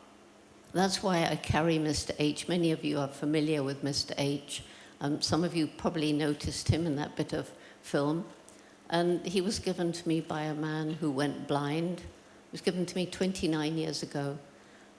He decided in this new dark world that he wanted to become a magician. And everybody said, Gary, you can't be a magician if you're blind. The children for whom he does shows don't notice he's blind. And at the end, he'll tell them and say, something might go wrong in your life. But if it does, don't give up. There's always a way forward. And he does scuba diving. He does skydiving. He has taught himself to paint. He'd never painted before. And there's a little book called Blind Artist, in which there's a portrait of Mr. H. And he's never seen him, only felt him. You'll be amazed. Blind Artist, you can get it on Amazon. He published it himself. He thought he was giving me a stuffed chimp for my birthday. 29 years ago, I made him hold the tail. He said, oh, well, never mind. Take him where you go, and you know I'm with you in spirit. So those are my reasons for hope. But I want to end up by saying it's not only humans who have this indomitable spirit, this will to push through. It can be true of animals too. And this last video that I want to show you, it's very short. I'm sure many of you have seen it, but I've seen it maybe 200 times. I still love watching it. And one of the things that we did in Africa was to create sanctuaries for orphan chimps whose mothers had been killed in the bushmeat trade. And the largest of them is in Republic of Congo, Chimpunga. And this video shows one chimpanzee, Wunda. Wunda in the local language means close to dying. She came in as an infant, almost dead and wounded, and our wonderful veterinarian, Rebecca, she managed to save her. And then when she was much older, she got a strange sickness and again nearly died. And again, Rebecca saved her. But what I want you to remember when you watch this video, this was the first day I had met Wunda. And she was going to be released onto this semi-wild island. I'd never seen her before. And when you see what happens when she comes out of that cage, try and imagine how it felt for those few of us who were there. It was, I think, one of the most amazing moments in my whole life. And it illustrates Wunda's indomitable spirit. So if we can have the last video.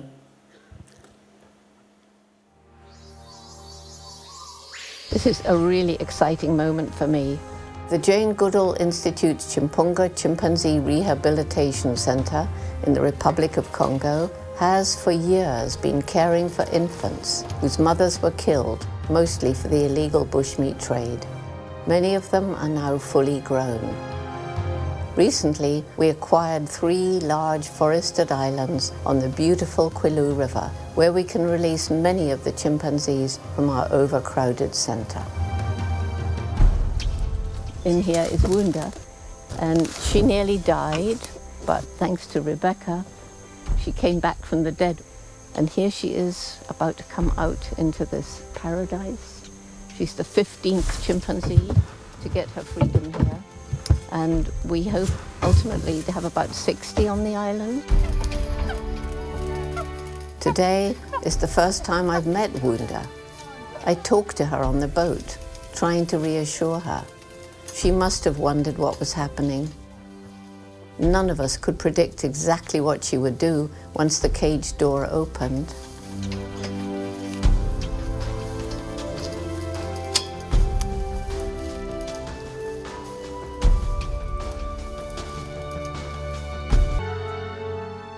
It was a very, very touching moment. One of the most amazing things that's ever happened to me. The warmth of her embrace is something I shall never forget. For Wunda and all the other chimpanzees we're working to bring here, Chinzula Island will provide a wonderful forest home where they will be cared for and safe.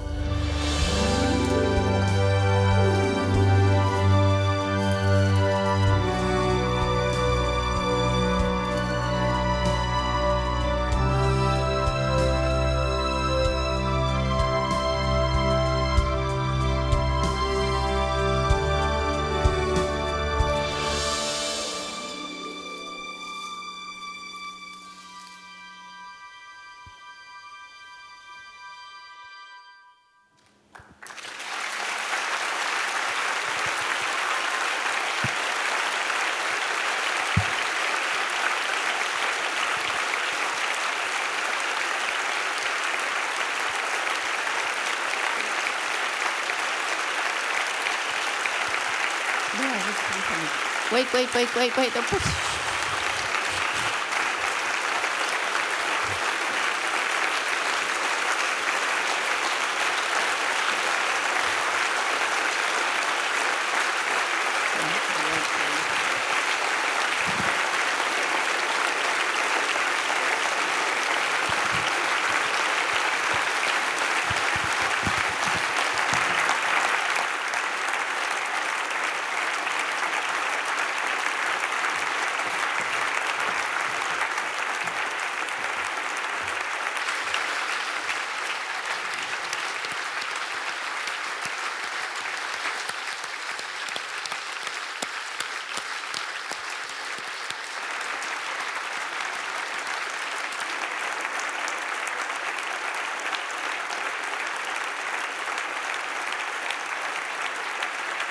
Jane.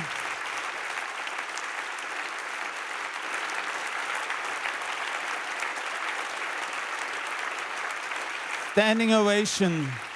Standing ovations, Jane. Thank you so much for this other exciting, wonderful experience. A lot of us have been wondering, laughing, and a lot of us have been crying. Thank you for that too. Goosebumps all over. Thanks for making us wonder, laugh, and cry, as Alphonse said, but also for giving us hope and for showing us that we can change the world We together. can. And what I wanted to say, but I couldn't, was Sorry. that in the over 20 years we've been running that sanctuary, the females are on birth control because we can't, we have no space. And 2 of them, the birth control didn't work. And one of them was Wunda. And 3 years ago, on that island, where she's now become the dominant female, she gave birth to a beautiful little girl, and she is called Hope. Oh, wow. What a story. Hope. And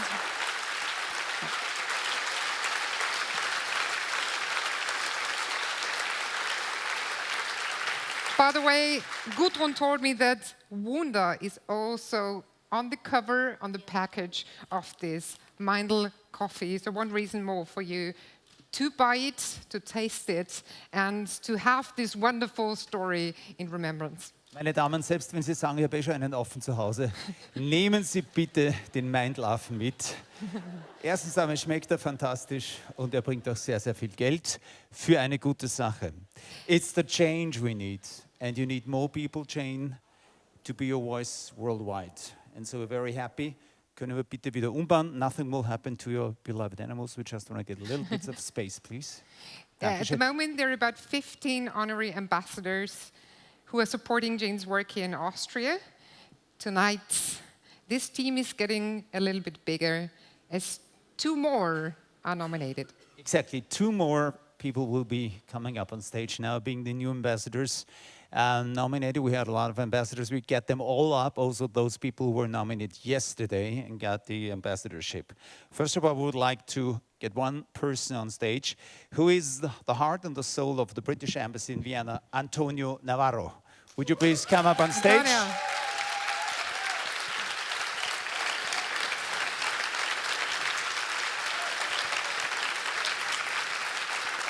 A very warm welcome, Antonio. There's another person who would like to get up here now. It's. Could you open number 3?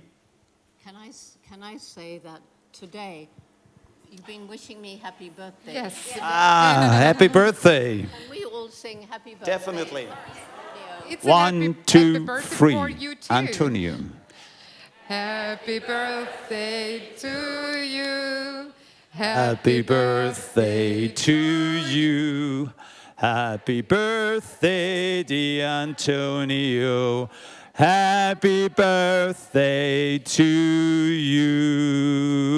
Woo!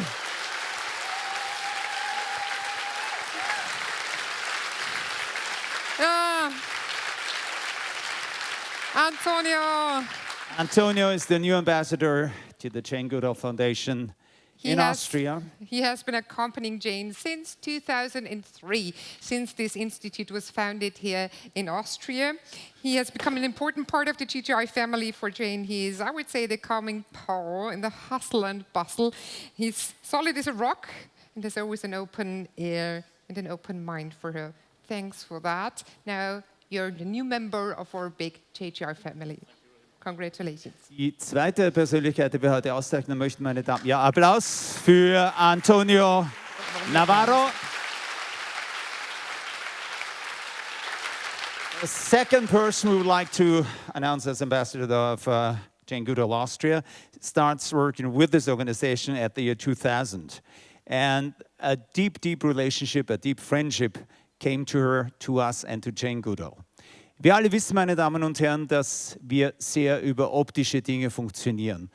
Optic is a very important issue for us. So pictures, paintings, and everything doing with graphic design is more important than anything else probably, because our brains also work with our eyes.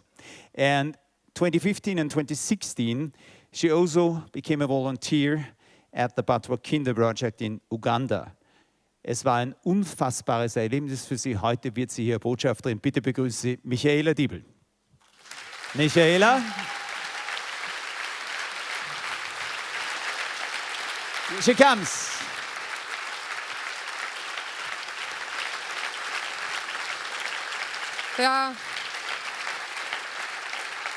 Ja, sie hat Tränen in den Augen, so ging es mir damals auch. Ich glaube, dir auch, Alfons. Wir wollen natürlich nicht unerwähnt lassen, zwei ganz, ganz wichtige Damen. Our Power Ladies of the Team of Jane Goodall hier in Austria, Diana Leitziger und Doris Schreivogel. Herzschlag.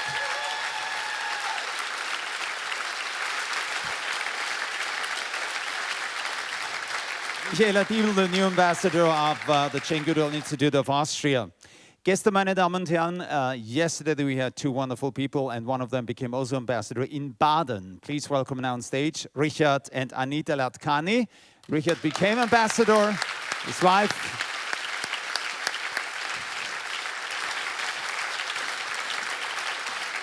Richard Latkani is the filmmaker of Jane's Journey and Sea of Shadow, produced for Leonardo DiCaprio, and we've seen this film together with Jane in Gartenbau Kino. Walter Köhler ist... It's in 2 days, so another emotional moment. We're looking forward to that. Walter Köhler ist nicht anwesend, aber Oh, Walter Köhler ist da. Siehst einer ist da. Entschuldigen Sie, Walter. Meine Damen und Herren, Walter Köhler!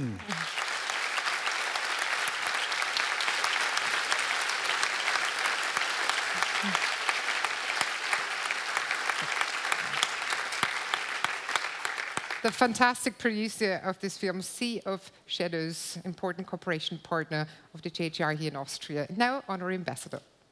Ja, wir wollen auch jetzt das mit Sie sehen. Jetzt möchte ich etwas bitten. Jane, I'm sorry. A species of human beings are very important for all those things like an event like this. Never get applause or a thank you. It's a wonderful technique. Dankeschön. Ein großer Applaus bitte für alle Technikerinnen und Techniker, die nie einen Applaus bekommen.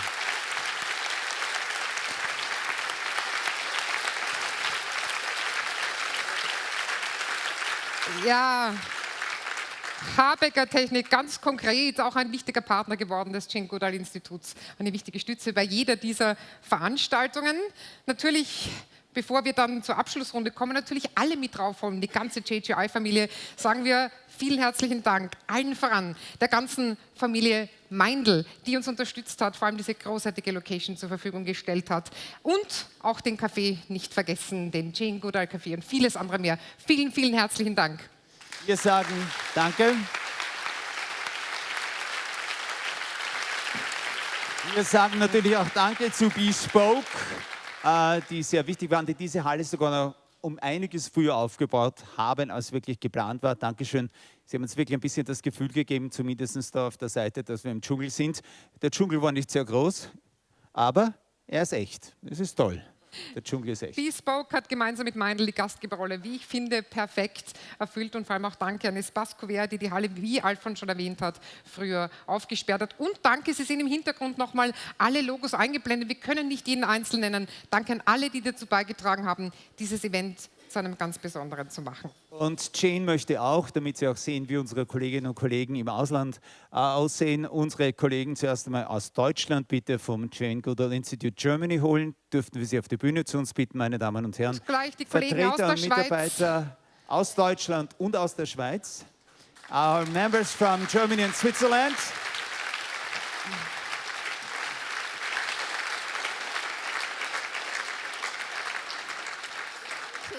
I grabbed it because this is Lawrence Knauer who made Jane's Journey. And so Fantastic.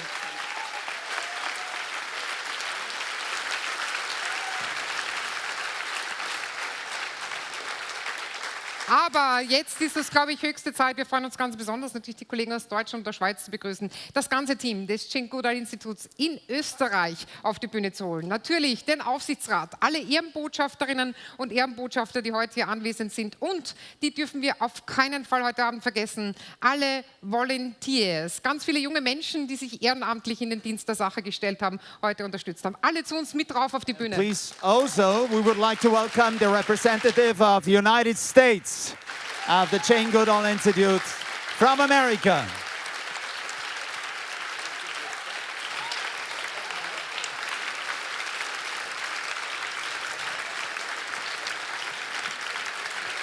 Die Wiener Sängerknaben, alle Volunteers, Manfred Baumann, der ebenfalls ein wichtiger Punkt hier. Bitte bleiben Sie noch sitzen.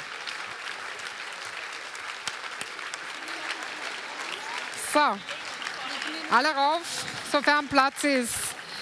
Ja, meine Damen und Herren, während sich hier die Bühne füllt, das ist die JGI-Familie hier in Österreich und darüber hinaus. Ja gut. Bitte alle rauf. Die Herrschaften, die können bitte hinsetzen, aber nur einmal wieder hochkommen, ja? Dürfen wir Ihnen sagen, dass dieser Abend natürlich hoffentlich noch lange nicht zu Ende ist, denn wenn Sie Glück haben, dann können auch Sie ein Autogramm von Jane Goodall heute Jane noch Goodall ergattern. und sie hat letztes Jahr 90 Minuten dafür gebraucht, über 90 Minuten. Sie hat es wirklich gemacht. In der Meindl Café Lounge nach hinten rechts in der Halle wird sie auf Sie warten. Es gibt Autogramme auf Fotos, auf Büchern. Sie können auch ein Foto mit ihr machen. Bitte das Handy einem Volontier geben und bitte nicht vergessen, ohne Blitz zu fotografieren. Sind wir im Weg? Müsst uns sagen, gehen wir aus dem Weg. Ja, sehen Sie, Moderatoren sind nur dazu da zu reden, bis die Sachen alle fertig sind, aber es macht nichts. Also wir können ja, dazu. Ja. Wir können auch sprechen. Das Problem und ist nur, fotografiert wenn ich mich hinsetze, komme ich nicht mehr hoch. Ich bleibe lieber stehen. Okay, Ja. so, wir können aber reden auch. Ja. 1, 2, 3 und Smile. Chimpanzee, gut. At 3, 2, 1, Smile, Chimpanzee. 3, 2, 1. Chimpanzee. Das hat er nicht angedruckt. Ja. Bitte beachten Sie auch unsere Ausstellungen, meine Damen und Herren. Noch einmal für die zweite One more picture for the other lady, okay? 3, 2, 1. Chimpanzee. Bitte beachten Sie auch, meine Damen und Herren, die Ausstellungsexponate. Ganz wichtig, heute können Sie sie zum letzten Mal hier sehen. Und wir haben jetzt auch eine 15-jährige junge Künstlerin hier. Jane, this will be a surprise for you. There will be Darf ich die 15-jährige Sophia zu uns auf die Bühne Sophia bitten? Hofbauer, 15 Jahre alt, Jane, this is one of our der artists. Künstlerinnen. Das ist eine der Künstlerinnen extra heute zu She Came to Us. Und dieses Exponat ist sensationell. Das ist Sophia, ein Applaus. Und sie ist auch die Künstlerin von diesem Bild.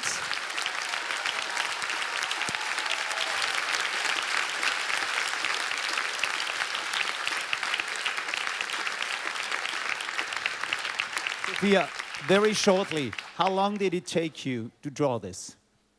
20 hours, I think. Did it come from the heart, from your brains? Was it a picture, or did your heart draw this? I had a reference picture, and it came from the heart as well, of course. Have you met Jane before? No, it's first time. What would you like to say her? Might be the only chance you could do it. What would you? She is your probably dream. She's your forebill, whatever. What would you like to say her? Thank you. She's fitting to you. Ja.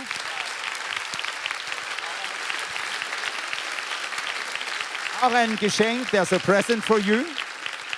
It's a birthday card for you. Das ist eine Birthday Card. Ist auch ein Wunsch drinnen? Dürfen wir das herzeigen? Can we show this? Wow. Happy birthday, Jane. Okay. So, this is the special birthday card for tonight, and every one of you is invited to sign it and to send the sign that you've been part of this event, of this Jane event here in Vienna. It will be at the entrance, and we would kindly ask you to just sign it, and we will perhaps find it somewhere at JGI Austria as a remembrance of this very special evening. So, ladies and gentlemen, thank you to you very much. Thank you to everybody on stage, off stage. Our musicians, wonderful, they're going to play for you till 10 o'clock. You can have autographs, you can have a picture with Jane, as I said, you can talk to her. And it's usual, and it's always what we do. The last line, the last word is by Jane. Well, I'd like to add my thanks to everybody as well, and especially to the wonderful music. I just thought it was terrific. And I loved how you were enjoying, Mr. Pianist. You were enjoying the Africans part of it. I was watching your face. It was wonderful. But what I want to say is, in Tanzania, where Roots and Shoots began, at the end of every gathering that we have, where they come to share their ideas and their projects, I found that they were saying, together we can change the world. And I said, yes, we can, but will we? So now, at the end of every meeting, they say, together we can, together we will. Could we all do that? Together we can, together we will. Should we try once more now? Ladies and gentlemen, Jane Goodall.